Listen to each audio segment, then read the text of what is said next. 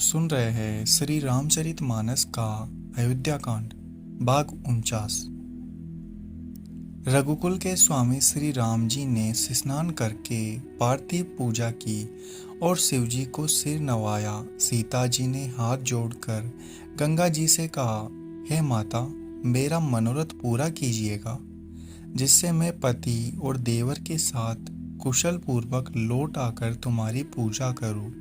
सीता जी की प्रेम रस में सनी हुई विनती सुनकर तब गंगा जी के निर्मल जल में से श्रेष्ठ वाणी हुई, हे रघुवीर की प्रियतमा जानकी, सुनो, तुम्हारा प्रभाव जगत में किसे नहीं मालूम है। तुम्हारी कृपा दृष्टि से देखते ही लोग लोकपाल हो जाते हैं। सब सिद्धियां हाथ जोड़े तुम्हारी सेवा करती है। तुमने जो मुझको बड़ी विनती सुनाई, यह तो मुझ पर कृपा की और मुझे बढ़ाई दी है, तो भी हे देवी, मैं अपनी वाणी सफल होने के लिए तुम्हें आशीर्वाद दूंगी। तुम अपने प्राणनाथ और देवर सहित कुशल पूर्वक अयोध्या लौटोगी। तुम्हारी सारी मनोकामनाएं पूरी होगी। तुम्हारा सुंदर यश जगत में छा जाएगा। मंगल के मूल गंगा जी के वचन सुनकर देव नदी को अनुकूल देखकर सीता जी आनंदित हुई। तब प्रभु श्री राम जी ने निषाद राज गुरु से कहा कि भैया, अब तुम घर जाओ। यह सुनते ही उसका मुंह सूख गया और हृदय में दाह उत्पन्न हो गया। गुहा हाथ जोड़कर दीन वचन बोला, हे रघुकुल मिणी श्रवणी, मेरी विनती सुनिए। मैं आपके साथ रहकर, रास्ता दिखाकर, चार कुछ दिन चरणों की सेवा करके, हे रघुराज, जिस वन में आप जाकर रहेंगे वहां मैं सुंदर पर्णकुटी बना दूंगा। तब मुझे आप जैसी आज्ञा देंगे। मुझे रघुवीर की दुआई है, मैं वैसा ही करूंगा। उसके स्वाभाविक प्रेम को देखकर श्री राम जी ने उसको अपने साथ ले लिया। इससे गुह के हृदय में बड़ा आनंद हुआ। फिर निषाद राज ने अपनी जाति के लोगों को बुला लिया और उनका संतोष करा के तब उनको विदा किया।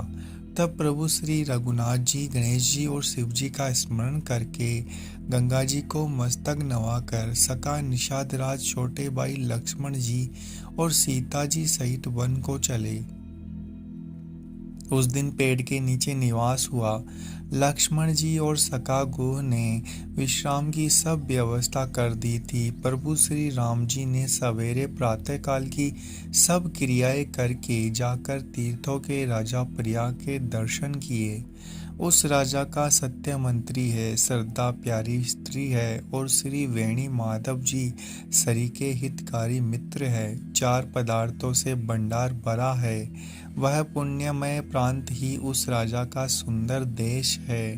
प्रयाग क्षेत्र ही दुर्गम, मजबूत, सुंदर किला है, जिसको सपने में भी शत्रु नहीं पा सके हैं। संपूर्ण तीर्थ ही सब उसके श्रेष्ठ वीर सैनिक है, जो पाप की सेना को कुचल डालने वाले और बड़े रणधीर है। गंगा, यमुना, सरस्वती का संगम ही उसका अत्यंत सुशोभित सिंहासन है। अक्षयवट छत्र है, जो मुनियों के भी मन को मोहित कर लेता है। यमुना जी और गंगा जी की तरंगे उसके चवर है, जिनको देखकर ही दुख, दरिद्रता नष्ट हो जाती है। पुण्य आत्मा, पवित्र साधु उसकी सेवा करते हैं, सब मनोरथ पाते हैं। वेद और पुराणों के समूह बाट है, जो उसके निर्मल गुण गानों का वखान करते हैं। पापों के समूह रूपी हाथी के मारने के लिए सिंह रूप प्रयागराज का प्रभाव कौन कह सकता है। ऐसे सुहावने तीर्थ राज का दर्शन कर सुख के समुद्र रघुकुल श्रेष्ठ श्री राम जी ने भी सुख पाया। उन्होंने अपने सिर मुख से सीता जी, लक्ष्मण जी और सका गुह को तीर्थ राज की महिमा कहकर सुनाई। तदंतर प्रणाम करके वन और बगीचे को देखते हुए बड़े प्रेम से महात्म्य कहते हुए इस प्रकार श्री राम ने आकर त्रिवेणी का दर्शन किया, जो स्मरण करने से ही सब सुंदर मंगलों को देने वाली है। फिर आनंद पूर्वक त्रिवेणी में स्नान करके शिव जी की सेवा की और विधि पूर्वक तीर्थ देवताओं का पूजन किया। स्नान पूजन आदि सब करके तब श्री राम जी ने भारद्वाज जी के पास आए। उन्हें दंडवत करते हुए मुनि ने हृदय से लगा लिया। मुनि के मन का आनंद कुछ कहा नहीं जाता, मानो उन्हें ब्रह्मांड की राशि मिल गई हो। मुनीश्वर भारद्वाज जी ने आशीर्वाद दिया। उनके हृदय में ऐसा जानकर अत्यंत आनंद हुआ कि आज विधाता ने मानो हमारे संपूर्ण पुण्यों के फल को लाकर आंखों के सामने कर दिया। कुशल पूछकर मुनिराज ने उनको आसन दिए। प्रेम सहित पूजन करके उन्हें संतुष्ट कर दिया। फिर मानो अमृत के ही बने हैं ऐसे अच्छे अच्छे कंद मूल फल अंकुर लाकर दिए। सीता जी, लक्ष्मण जी और सेवक गुह सहित श्री राम जी ने उन सुंदर मूल फलों को बड़ी रुचि के साथ खाया। थकावट दूर होने से श्री राम जी सुखी हो गए। तब भारद्वाज जी ने उनसे कोमल वचन कहे, हे राम, आपका दर्शन करते ही आज मेरा तप, तीर्थ और त्याग सफल हो गया। आज मेरा जप, योग, वैराग्य सफल हो गया और आज मेरे संपूर्ण शुभ साधनों का समुदाय भी सफल हो गया। लाभ की सीमा और सुख की सीमा दूसरी कुछ भी नहीं है। आपके दर्शन से मेरी सब आशाएं पूर्ण हो गई।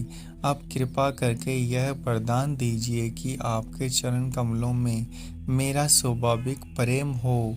जब तक कर्म, वचन और मन से छल छोड़कर मनुष्य आपका दास नहीं हो जाता, तब तक करोड़ों उपाय करने से भी सपने में भी वह सुख नहीं पाता। मुनि के वचन सुनकर उनकी भाव भक्ति के कारण आनंद से तृप्त हुए भगवान श्री राम जी सकुचा गए। तब श्री राम जी ने भारद्वाज मुनि का सुंदर सुयश करोड़ों प्रकार से कहकर सबको सुनाया। उन्होंने कहा, है मुनीश्वर, जिसको आप आदर दे वही बड़ा है और वही सब गुण समूह का घर है। इस प्रकार श्री राम जी और मुनि भारद्वाज जी दोनों परस्पर विनम्र हो रहे हैं, अनिर्वचनीय सुख का अनुभव कर रहे हैं। यह खबर पाकर प्रयाग निवासी ब्रह्मचारी, तपस्वी, मुनि, सिद्ध, उदासी सब धीरे से दशरथ जी के सुंदर पुत्रों को देखने के लिए भारद्वाज जी के आश्रम पर आए। श्री राम जी ने सब किसी को प्रणाम किया। नेत्रों का लाभ पाकर सब आनंदित हो गए और परम सुख पाकर आशीर्वाद देने लगे। श्री राम जी के सौंदर्य की सराहना करते हुए वे लौटे। श्री राम जी ने रात को वही विश्राम किया और प्रातःकाल प्रयागराज का स्नान करके प्रसन्नता के साथ मुनि को सिर निभाकर सीता जी, लक्ष्मण जी और सेवक के साथ वे चले।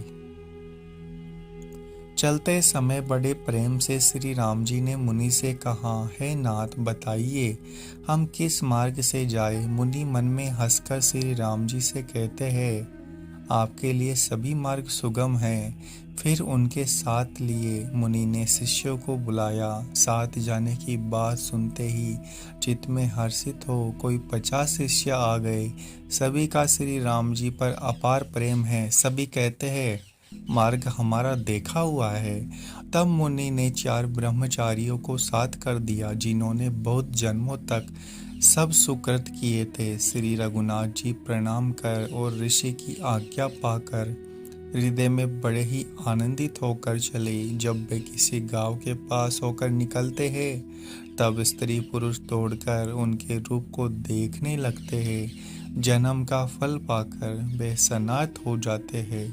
मन को नाथ के साथ बेचकर शरीर के साथ न रहने के कारण दुखी होकर लौट आते हैं। तदंतर श्री राम जी ने विनती करके चारों ब्रह्मचारियों को विदा किया। वे मनचाही वस्तु पाकर लौटे।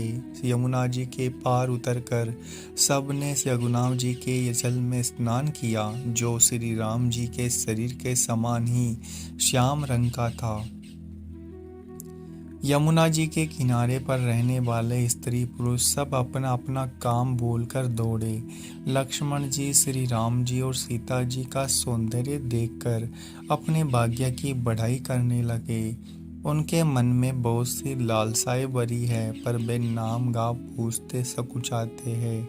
उन लोगों में जो वयोवृद्ध चतुर थे, उन्होंने युक्ति से श्री राम जी को पहचान लिया। उन्होंने सब कथा सब लोगों को सुनाई। पिता की आज्ञा पाकर ये वन को चले। यह सुनकर सब लोग दुखी हो गए, पछता रहे थे कि रानी और राजा ने अच्छा नहीं किया। उसी अवसर पर वहाँ एक तपस्वी आया, जो तेज का पुंज और छोटी अवस्था और सुंदर था। उसकी गति कभी नहीं जानते। वह वैरागी के वेश में था और मन वचन तथा कर्म से श्री रघुनाथ जी का प्रेमी था। अपने इष्ट देव को पहचान कर उसके नेत्रों में जल भर आया, शरीर पुलकित हो गया और वह दंड की भांति पृथ्वी पर गिर पड़ा। उसकी प्रेम विह्वल दशा का वर्णन नहीं किया जा सकता। श्री राम जी ने प्रेम पूर्वक पुलकित होकर उसको हृदय से लगा लिया। उसे इतना आनंद हुआ मानो कोई महादरिद्री मनुष्य पारस पा गया हो। सब कोई कहने लगे कि मानो प्रेम और परमार्थ दोनों शरीर धारण करके मिल रहे हैं। फिर वह लक्ष्मण जी के चरणों से लगा। उन्होंने प्रेम से उमंग कर उसको उठा लिया।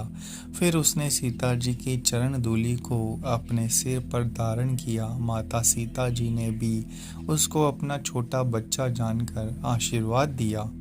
फिर निषाद राज ने उसको दंडवत की। श्री राम जी प्रेमी जानकर वह उस निषाद से आनंदित होकर मिला।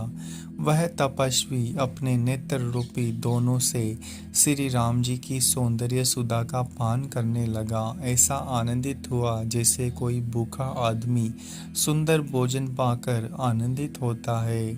इधर गांव की स्त्रियां कह रही है सखी, कहो तो वे माता पिता कैसे हैं जिन्होंने सुंदर सुकुमार बालकों को वन में भेज दिया। श्री राम जी, लक्ष्मण जी और सीता जी के रूप को देखकर सब स्त्री पुरुष स्नेह से व्याकुल हो जाते हैं। तब श्री राम जी ने सखा गुह को अनेकों तरह से घर लौट जाने के लिए समझाया।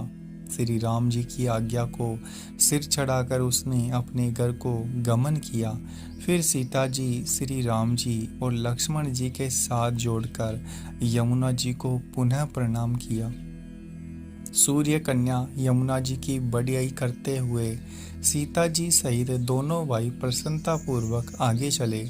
रास्ते में जाते हुए उन्हें अनेकों यात्री मिलते हैं। वे दोनों भाइयों को देखकर उनसे प्रेम पूर्वक कहते हैं कि तुम्हारे सब अंगों में राज चिन्ह देखकर हमारे हृदय में बड़ा सोच होता है। ऐसे राज चिन्हों के होते हुए भी तुम लोग रास्ते में पैदल ही चल रहे हो।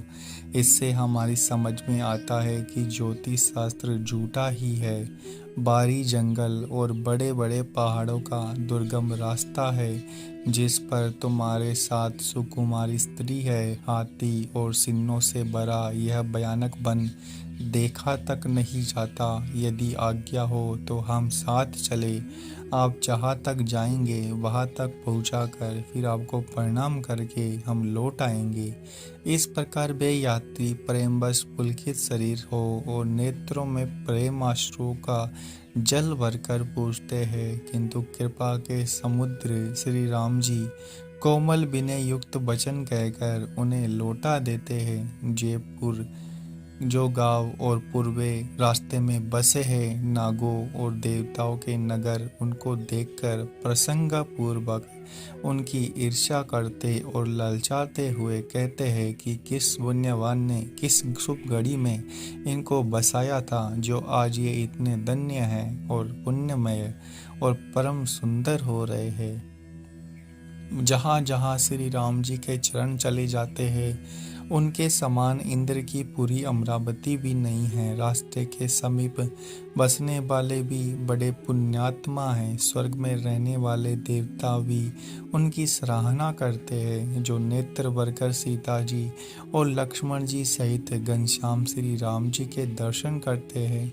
जिन तालाबों और नदियों में श्री राम जी स्नान कर लेते हैं, देव सरोवर और देव नदियाँ भी उनकी बड़ाई करती है। जिस वृक्ष के नीचे प्रभु जा बैठते हैं, कल्प वृक्ष भी उसकी बड़ाई करते हैं। श्री राम जी के चरण कमलों की रज का स्पर्श करके पृथ्वी अपना बड़ा सौभाग्य मानती है। रास्ते में बादल छाया करते हैं, देवता फूल बरसाते हैं, सियाते हैं। पर्वत वन पशु पक्षियों को देखते हुए श्री राम जी रास्ते में चले जा रहे हैं। अगर आपको हमारा यह प्रयास अच्छा लग रहा है तो वीडियो को लाइक और शेयर करना ना भूलें। चैनल को सब्सक्राइब कीजिए। आप सुन रहे हैं श्री रामचरितमानस का अयोध्या कांड भाग 49।